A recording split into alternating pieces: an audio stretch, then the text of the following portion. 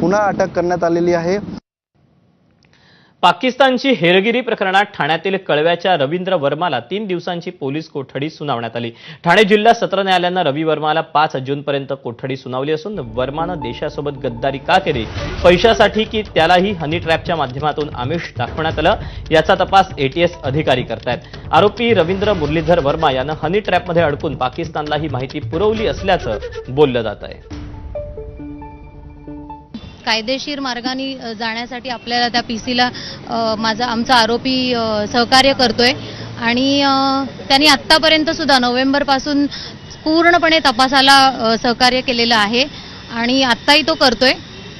बघूया, आम्ही कायद्यावर आमचा पूर्ण विश्वास आहे आणि देशाच्या विरुद्ध त्यांनी काही केलेलं नाही हे पुढे पुराव्यामध्ये येईलच।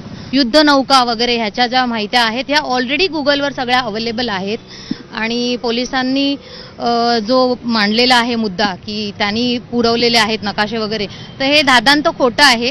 जे त्यांनी दिलेलं आहे ते सगळं गुगलवरून काढूनच दिलेलं आहे, जे की आपल्या प्रत्येकासाठी गुगलवर अवेलेबल आहे।